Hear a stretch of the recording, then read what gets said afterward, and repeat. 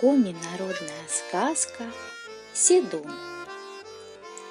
В некотором это было царстве, не знаю уж в котором государстве, то ли подальше Шошки, то ли поближе Вотчи. У одного домовитого крестьянина было 3 сына. Василий и Педор ладными выросли ребятами, а младший Иван-то ногами хворый был. Братья те вовсе считали его с придурью. Младший все на печи сидел, глину колупал. Куда ему с больными ногами? Сидит да и сидит. Так его и прозвали — Седуном. Занедужил отец, с постели не подымается, зовет к себе сынов. «Видно, мне уж не поправиться. Похороните меня по древнему, по дедовскому праву, чтоб 3 ночи потом на моей могиле вам быть, по 1 ночи каждому». Почил отец, на погост переселился. Вечереет, надо старшему на ночь идти, а ему смерть как неохота до утра мерзнуть. «Седун, Седун, хватит сидеть на печи, протирать кирпичи. Ступай за меня к отцу, а я тебе красную рубаху куплю». Почесал Седун в затылке. «Ладно уж, схожу». Уполз на погост на свежую могилку. В полночь голос до него доносится. Отец спрашивает: «Кто тут?» «Я, батя, Седун». Отец коня ему подарил, вороного. Конь горячий, землю копытом роет, глаза ровно уголья. Утром Иван отвел его к шору, к ручью недалекому, и пустил пастись. 2 ночь настает, надо среднему брату на могилу идти, Педору.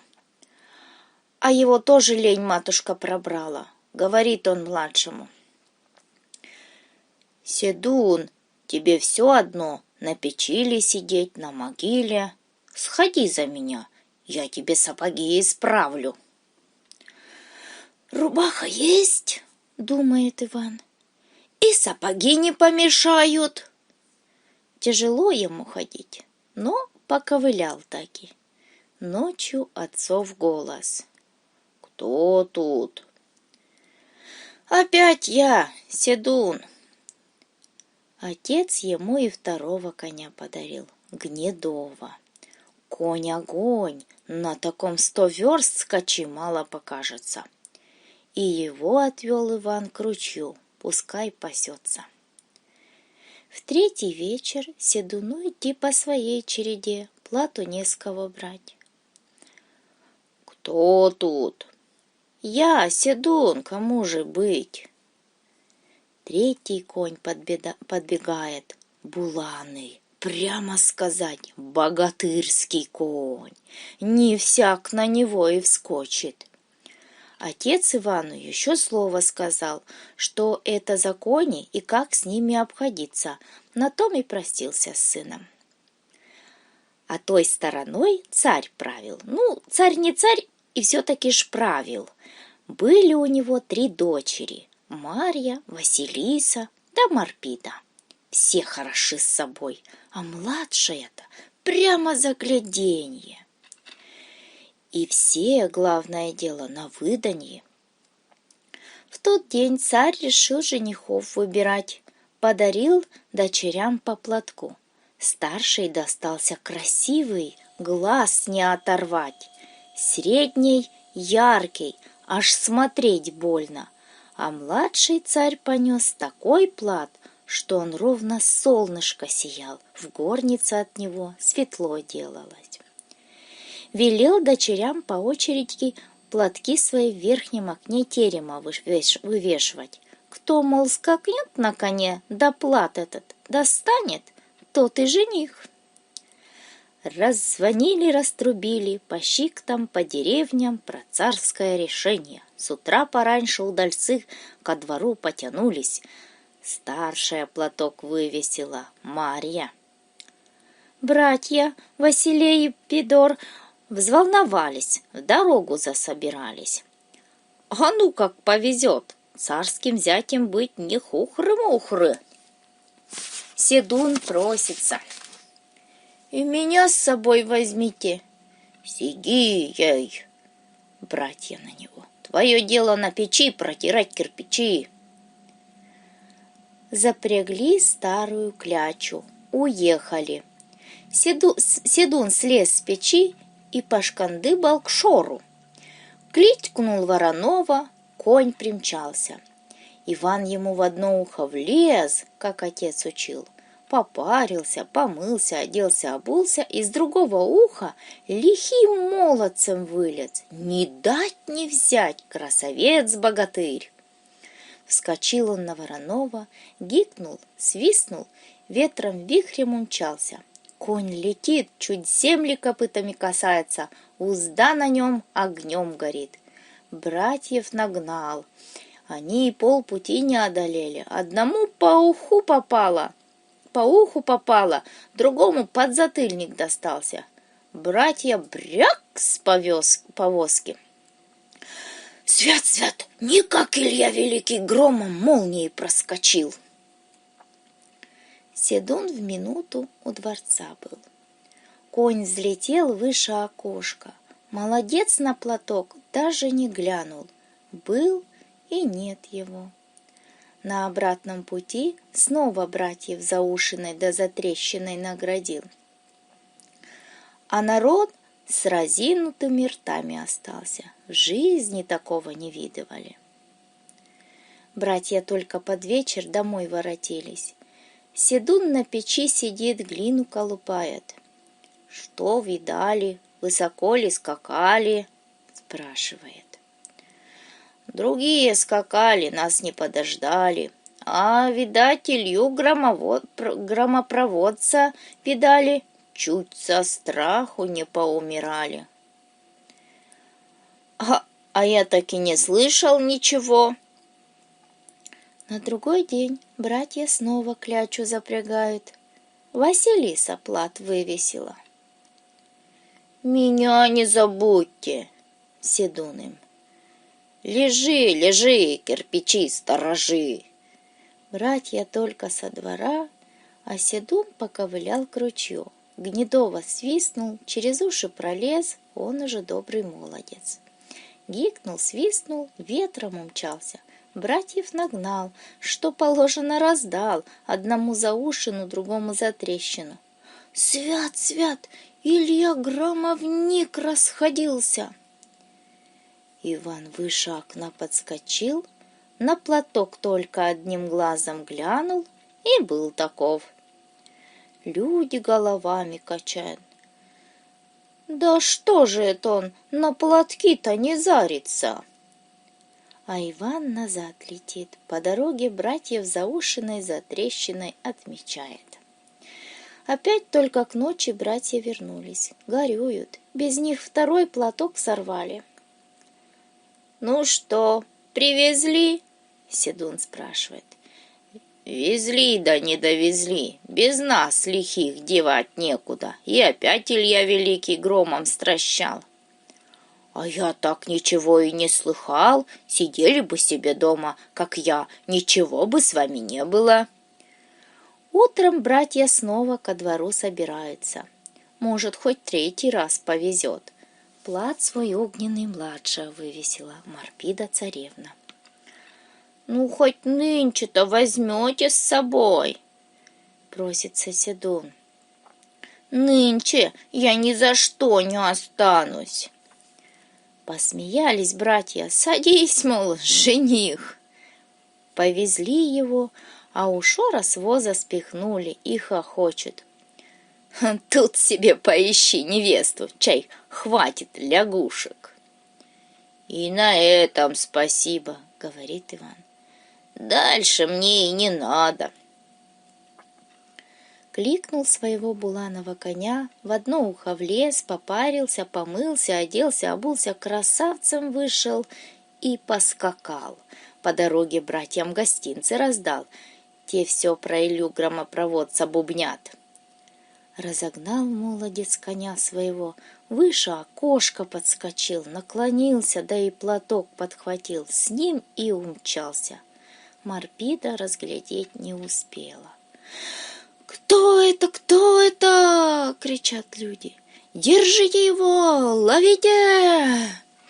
Лови ветра в поле. Молодец уж назад скачет, на братьев страх нагоняет. Вечером братья воротились, младший на своем месте, на печи.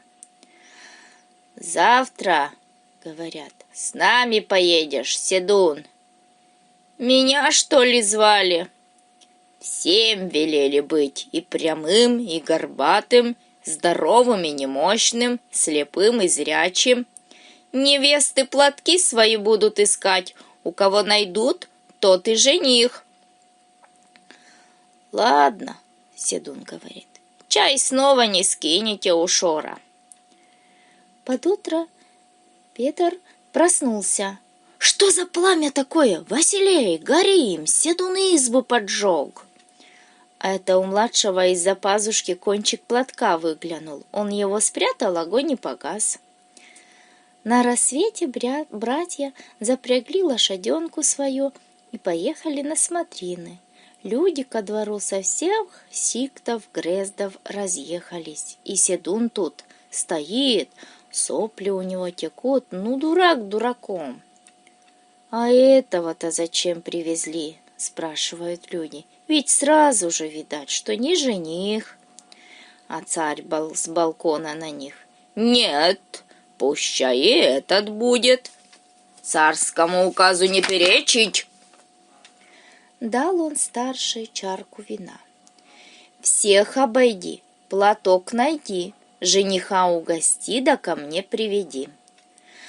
Старшая Марья-то недолго искала, ведет своего суженого. Василиса пошла, тоже скоро нашла.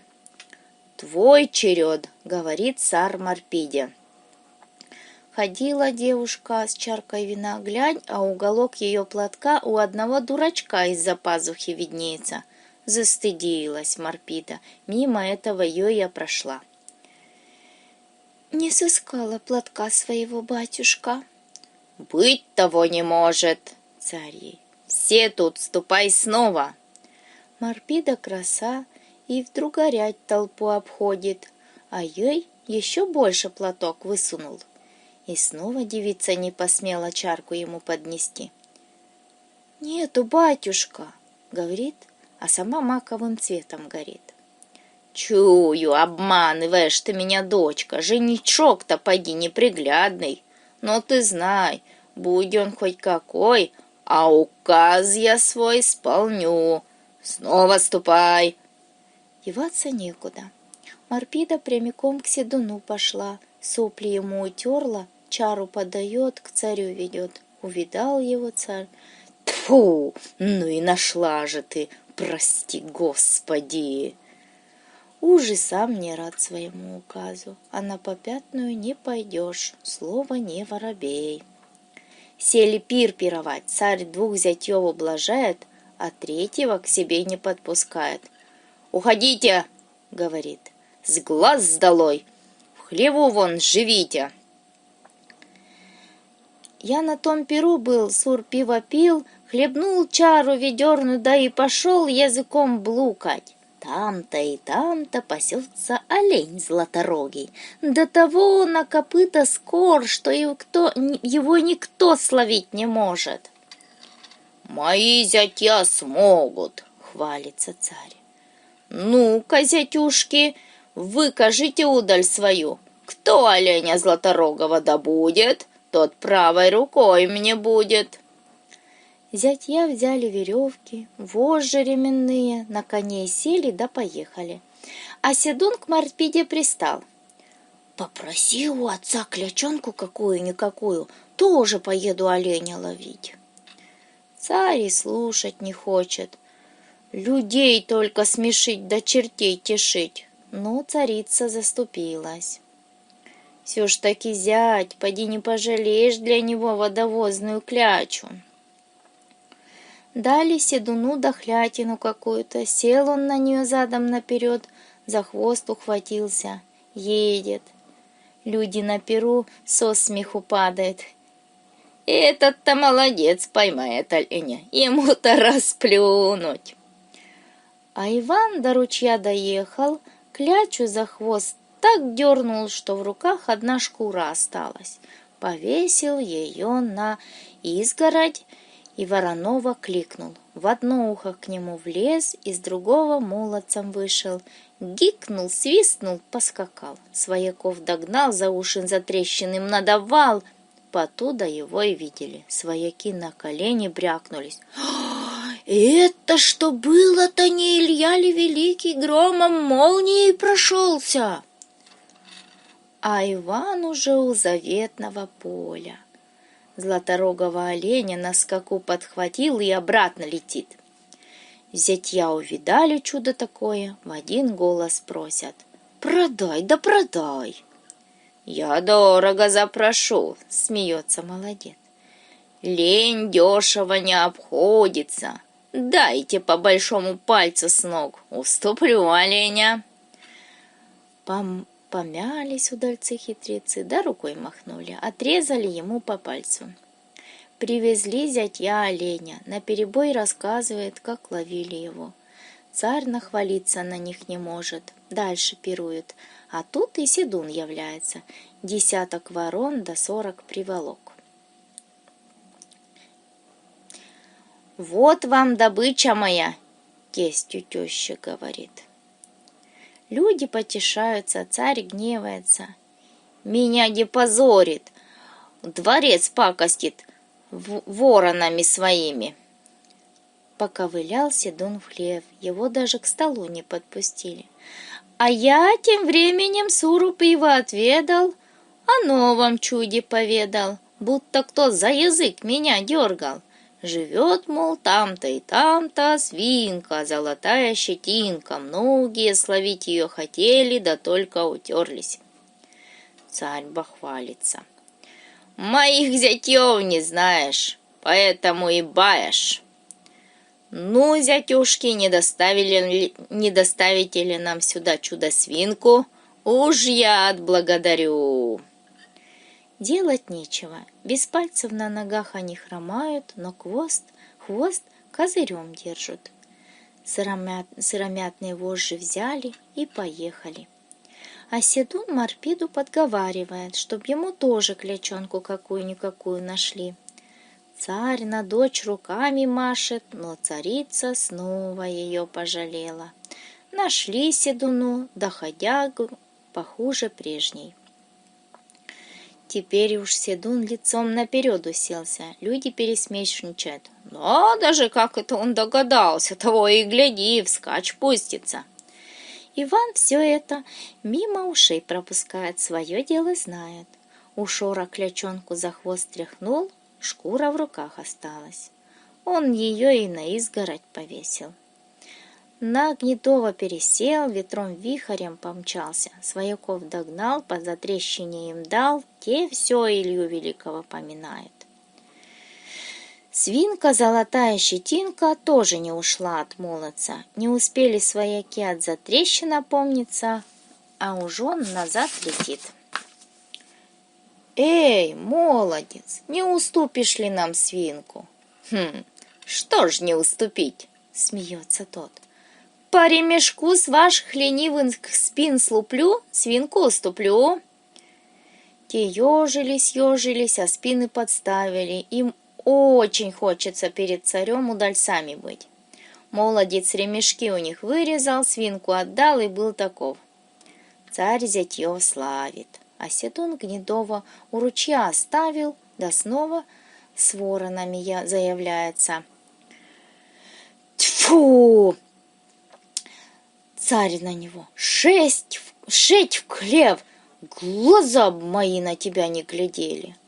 А я сижу, веселая голова про чудеса баю. Есть, мол, там-то и там-то луга неоглядные, и пасется на них 3-саженная кобылица, а с ней 30 жеребят.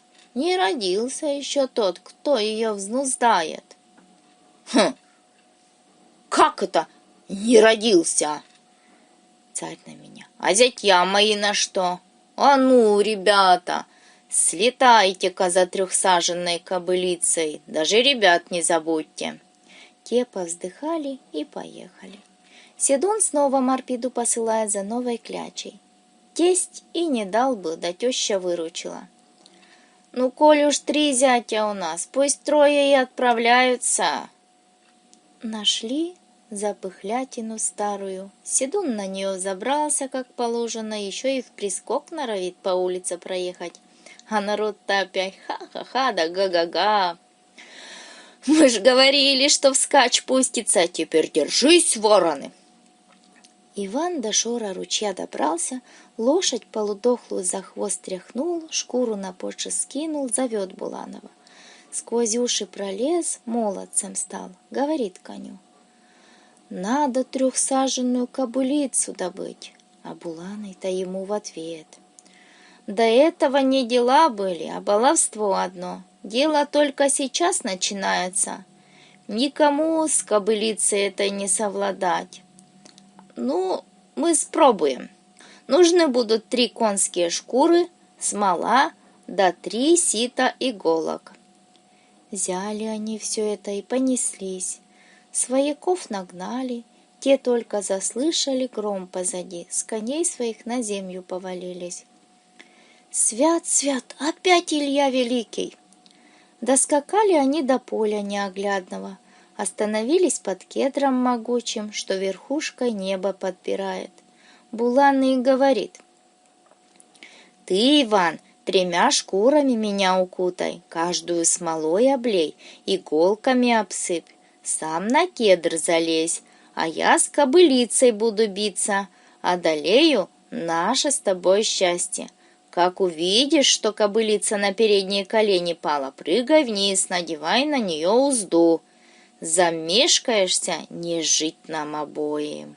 А взнузданная она будет смирная, как ягненок».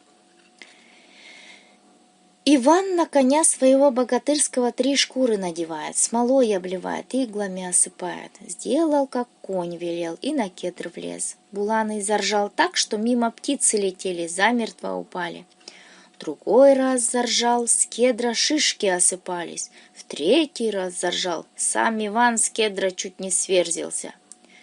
3-саженная кобылица бежит, земля дрожит. Подбежала, да как хватит Буланова страшенными зубищами, так и сдернула первую шкуру. В пасти смола, да иглу, шкура в зубах завязла. А Буланый копытами ей в бока садит. 2-й раз схватила, еще шкуру сдернула, а Буланый знать бьет ее. 3-й раз зубами дернула, 3-й шкуры как не бывало. Буланый изловчился, так наддал железными копытами, что гром кобылица на ногах не устояла, на передние колени бухнулась.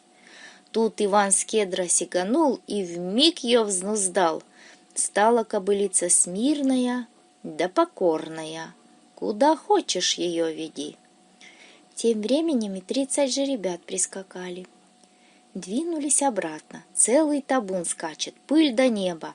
Свояки увидали и кричат: «Продай кобылицу, да продай кобылицу!» Смеется молодец: «Вам за кобылицу и головами дурными не расплатиться!» Скачут дальше, дворец показался.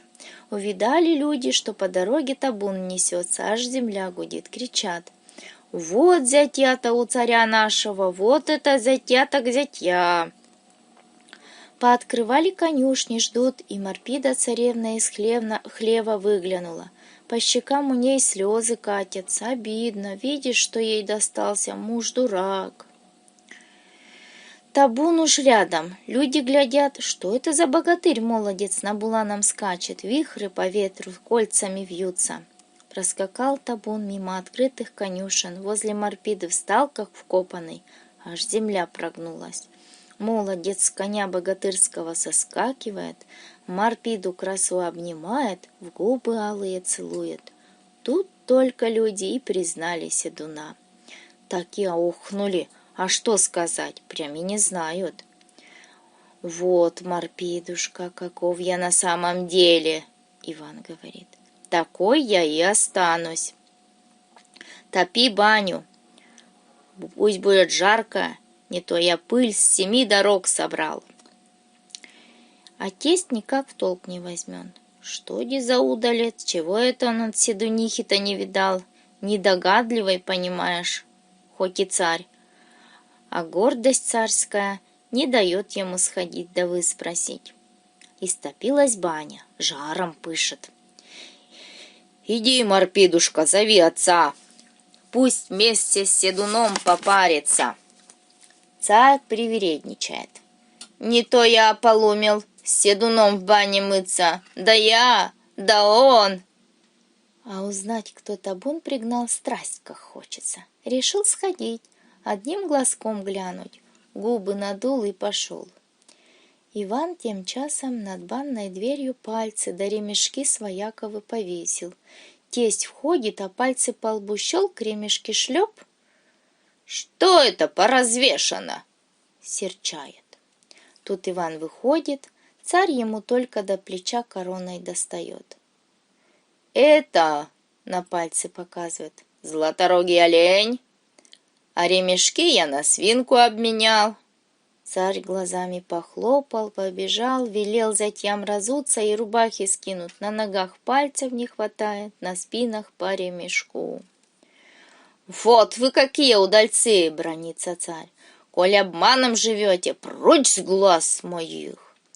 А народ-то не дурак. Раньше царя разгадал, наперед ему смекнул. Смеются люди, хохочут, пальцами на зятьев показывает. Царь пошумел, да рукой на хваленных зятьев махнул. С седуном в баню пошел. Отходчивый был, хоть и царь. Я ему было про новое чудо баять, а он мне сердито. Что уже в твоем 39-м царстве? В нашем чудес хватает. Да не всяк про них знает. На чужой рты не разеваем, а свое ногами пинаем. Теперь у меня заботушка, кому уж сказки-то про чудеса заморские сказывать. А про Ивана что еще вам поведать? Царем его, понимаешь, назначили, как тесть помер. Хорошо царюет по разуму. Государство-то его недалече, то ли дальше от Шошки, то ли ближе в Отчи.